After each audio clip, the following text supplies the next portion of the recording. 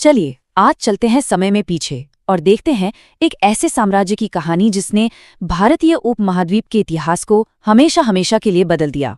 ये कहानी है ताकत की, कला की, सहनशीलता की और टकराव की। ये कहानी है मुगल साम्राज्य की।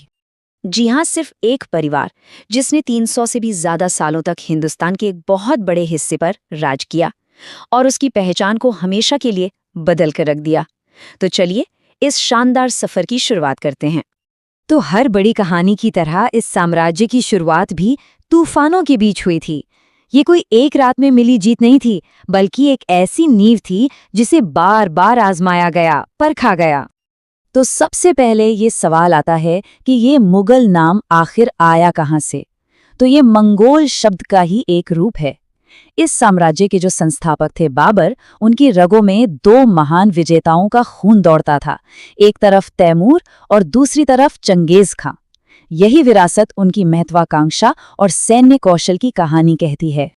साम्राज्य के जो शुरुआती दशक थे वो कहना पड़ेगा बेहद उथल पुथल भरे थे।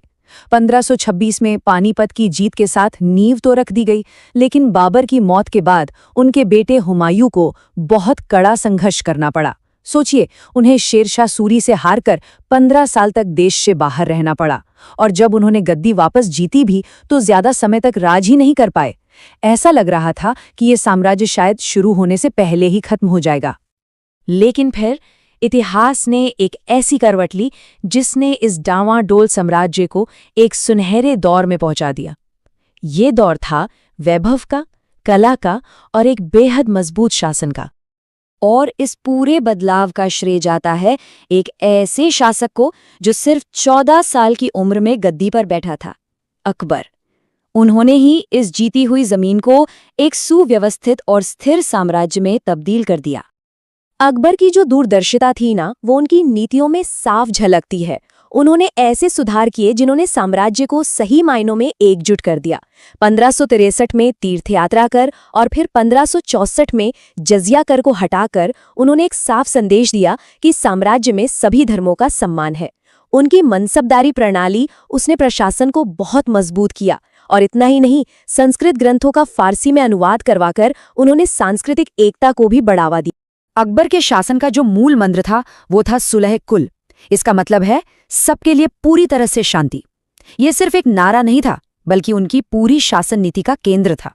इसका सीधा मतलब था कि हर किसी को अपने धर्म को मानने की आजादी थी, बस एक शर्त थी कि वे राज्य के प्रति वफादार रहें।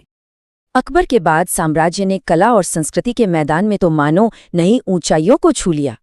उनके दरबारी अबुल फजल का ये कहना इस दौर की कलात्मक भावना को बखूबी दिखाता है, और ये कला उनके उत्तराधिकारियों के समय में और भी ज्यादा निखरी।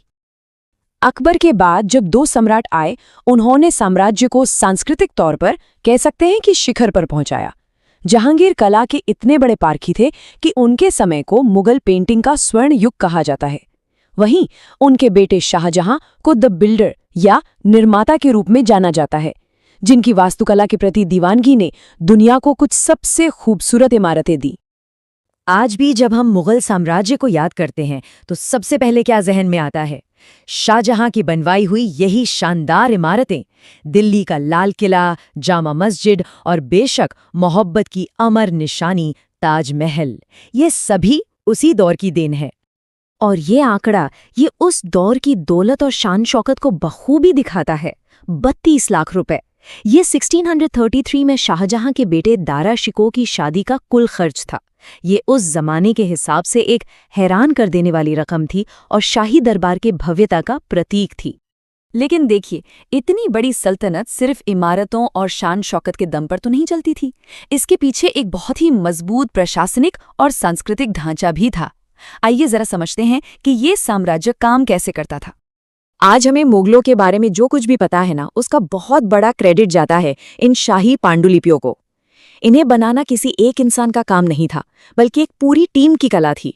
कागज बनाने वाले, लेखक, चित्रकार और जलसाज, ये सब मिलकर इन ऐतिहासिक दस्तावेजों को तैयार करते थे, जिन्हें पूरा होने में कई बार तो सालों लग जाते थे। मुगल दरबार का जो कामकाज था वो बड़ा ही व्यवस्थित था। वो सार्वजनिक और निजी मामलों को अलग रखते थे। दीवाने आम में बादशाह आम जनता और अधिकारियों से मिलते थे, जहां पूरी पारदर्शिता होती थी। वहीं दीवाने खास में बेहद जरूरी और गोपनीय मसलों पर अपने सबसे करीबी मंत्रियों के साथ चर्चा हुआ करती थी। ये व्यवस्था शासन में एक जरूरी संतुलन बनाती थी। लेकिन हर कहानी में एक मोड़ आता है। वैभव के शिखर पर पहुंचने के बाद मुगल साम्राज्य के पतन की कहानी शुरू हुई, और इसकी शुरुआत हुई साम्राज्य के आखिरी महान बादशाह के साथ। औरंगजेब का शासनकाल एक बड़ा ही अजीब विरोधाभास है। एक तरफ उनके समय में मुगल साम्राज्य अपने सबसे बड़े आकार तक फैला, सबसे ज्यादा जमीन पर उनका कब्जा था, लेकिन दूसरी तरफ उनकी ही नीतियों ने इस विशाल साम्राज्य के पतन की नींव भी रख दी। ये स्लाइड औरंगजेब के शासनकाल के वैचारिक बदलाव को एकदम साफ दिखाती है। जहां अकबर ने जजिया कर को हटाकर सहिष्णुता का संदेश दिया था, वहीं औरंगजेब ने 1679 में इसे फिर से लागू कर दिया। ये एक फैसला अकबर की नीतियों से ठीक उल्टा था, और इसने साम्राज्य के एक बड़े हिस्से को नाराज कर दिया, जिससे विद्रोह की आग भड़कने लगी। औरंगजेब की मौत के बाद कोई भी इतना मजबूत शासक नहीं आया जो इतने बड़े साम्राज्य को संभाल पाता। गद्दी के लिए लड़ाइयां और स्थानीय शक्तियों का उदय, इन सब ने मिलकर इस महान साम्राज्य को धीरे धीरे बिखेर दिया। साम्राज्य तो खत्म हो गया, लेकिन उसकी कहानी वो खत्म नहीं हुई। उसकी विरासत आज भी हमारे चारों ओर जिंदा है। चलिए देखते हैं कि मुगलों ने अपने पीछे क्या छोड़ा है।